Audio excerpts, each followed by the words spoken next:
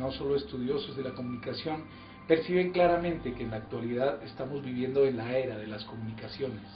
A las sorprendentes innovaciones de los siglos XIX y XX, como los periódicos de circulación masiva, la radio, la televisión, la fotografía y el cine, en los últimos años se le ha agregado el desarrollo vertiginoso de la industria de las tecnologías de la información y las comunicaciones. El panorama de una red de comunicaciones de todo tipo que se extiende y abarca el universo entero despierta inmensas esperanzas en muchas personas, pero también terribles temores. En el siguiente documental los acompañaré para que exploremos algunos de los más antiguos temores producidos por la sociedad de la información y las comunicaciones, así como las salidas que los estudiosos de la comunicación están sugiriendo para conjurar dichos temores.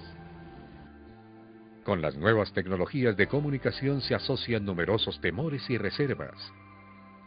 Se dice que las telecomunicaciones transportan valores e ideas con los que la cultura de una sociedad mundial del consumo arrasará las identidades culturales y las diferencias, consolidando la hegemonía del estilo de vida de países como los Estados Unidos.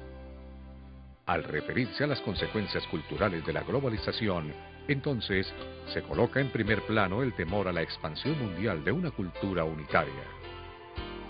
Los críticos más radicales de la cultura de masas han sostenido desde hace muchos años que los medios de comunicación de masas no son solo portadores de ideología, sino que son en sí mismos una ideología. Para ellos no importa lo que se diga a través de los canales de comunicación de masas. Desde el momento en que la persona está cercada por una serie de comunicaciones que le llegan simultáneamente desde varios canales, la naturaleza de esta información tiene muy poca importancia. El bombardeo gradual y uniforme de la información produce una pasividad narcótica. El triunfo de los medios de masas equivale a la muerte del hombre. Los teóricos de la comunicación nos recuerdan cómo hasta hace poco tiempo para adueñarse del poder político en un país era suficiente controlar el ejército y la policía. Hoy, ni siquiera en los países subdesarrollados esto es suficiente. En los estados totalitarios o estados militares, el control de la sociedad a través solo de la fuerza es más fácil. Consiste algo así como blandir un garrote sobre la cabeza de los individuos, y si se apartan del camino trazado, golpearles sin piedad. Pero cuando las sociedades han acabado siendo más libres y democráticas, se pierde aquella capacidad por la que hay que dirigir la atención a las técnicas de propaganda. La propaganda es a la democracia entonces lo que el garrote al Estado totalitario, pero la verdad es que muchos de los temores planteados no han ocurrido con la gravedad con que se temía. Si bien no es difícil aceptar que los medios de comunicación, en posición de ejercer influencia sobre el comportamiento de la gente, su eficacia con la que los medios influyen ha sido a veces exagerada y otras veces subestimada. Durante la primera mitad del siglo XX se creyó que era posible manejar a las masas al antojo de los líderes y de los vendedores de mercancías. Ya casi nadie suscribe este enfoque tan simplista. Desde mediados de la década de los 40 del siglo pasado y gracias al desarrollo de la investigación sociológica y psicológica, se ha desechado la creencia en la omnipotencia de los medios. La expansión mundial de una cultura unitaria del entretenimiento en la música, por ejemplo, no se ha dado como se temía, a pesar que existen sucesos mediáticos globales de los que todos pueden tomar parte. También siguen existiendo y se desarrollan permanentemente híbridos musicales, en los que formas culturales locales se simbiotizan con la cultura pop internacional.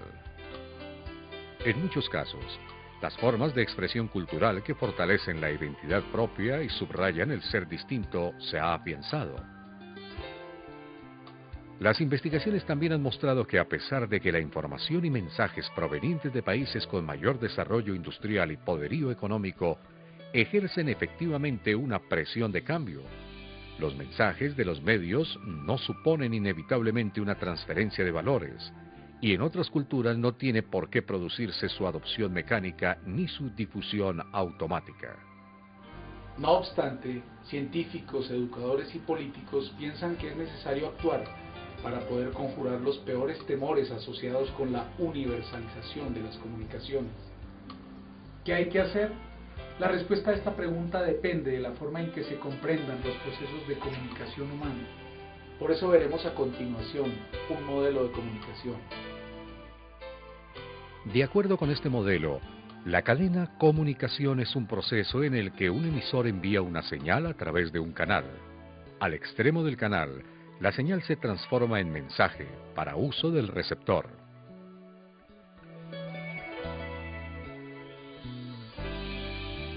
La cadena comunicativa normalmente incluye la presencia de un ruido a lo largo del canal, es decir, perturbaciones que afectan la claridad y comprensión del mensaje. Para verificar la eficacia de la comunicación, es necesaria una retroalimentación adecuada. Finalmente, el otro elemento fundamental de esta cadena es la existencia de un código común a la fuente y al destinatario. Un código es un conjunto de reglas y signos para producir mensajes. Veamos un ejemplo de este modelo de comunicación. José llama por teléfono a Gloria y le dice: ¿a qué horas puedo pasar a recogerte para ir a cine? Y Gloria le responde: ¿qué dijiste?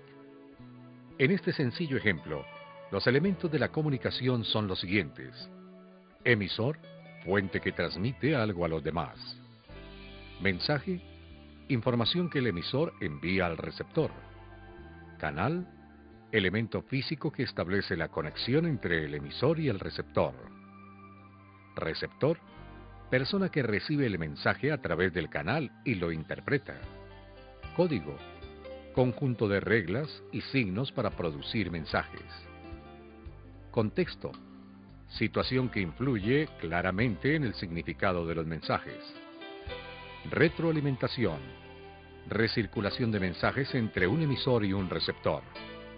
A través de un modelo de comunicación como este, podemos comprender las salidas que se han propuesto para evitar la alienación de las personas por los medios. En primer lugar, están las propuestas de quienes tienen una gran fe en el poder del contenido de los mensajes. Es común creer que para controlar el poder de los medios masivos sea suficiente controlar dos momentos de la cadena de la comunicación, la fuente y el canal, algo así como adueñarse de los medios de comunicación. El problema de esta propuesta es que ella esconde una gran falta de confianza de la capacidad de los seres humanos para seleccionar y desechar contenidos de los medios de comunicación. Dicha propuesta desconoce el papel determinante que cumplen el contexto y los códigos en la comunicación. Reiteradamente, las investigaciones sobre comunicación y cultura han mostrado que luego de emitido un mensaje, cada cual le atribuye los significados que le sean sugeridos por su propia situación y por su cultura. Por ejemplo, una película de amor a todo color, pensada para las señoras de los barrios de clase media y alta en Estados Unidos y proyectada después en un pueblo del tercer mundo, cambia mucho en su significado cuando es vista. Para evitar la alienación que producen los medios masivos, algunos autores proponen discutir los mensajes deliberada y permanentemente en los sitios a donde llegan.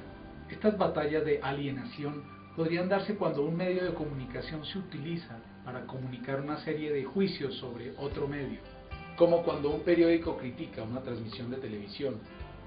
Pero ¿quién nos asegura que el artículo del periódico será leído del modo que deseamos?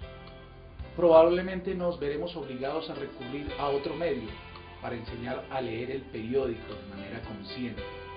Distintas iniciativas educativas han tratado de hacer realidad esa lectura crítica, ese análisis e interpretación de mensajes y medios de comunicación. Se trata de hacer todo tipo de observaciones y preguntas sobre ellos, tales como: ¿quién emite el mensaje? ¿Qué lo motivó a elaborar y enviar ese mensaje? ¿Cuáles pueden ser sus intereses? ¿Cómo supone el autor del mensaje que son los receptores de su mensaje? Su nacionalidad, nivel educativo, costumbres, intereses, edad. ¿Cómo reaccionan los receptores frente a un mensaje? ¿Qué piensan? ¿Cambia su comportamiento? ¿Qué emociones sienten? ¿Cómo es el contexto en el que se produjo el mensaje? ¿Qué nivel económico se tiene? ¿Cuáles son sus valores, sus intereses? ¿Cómo se produce el mensaje? ¿Qué personas intervienen en la elaboración del mensaje? ¿Qué competencias tienen esas personas? ¿Qué tecnología se utiliza? ¿Cómo se organiza la producción de los mensajes? Estas y otras preguntas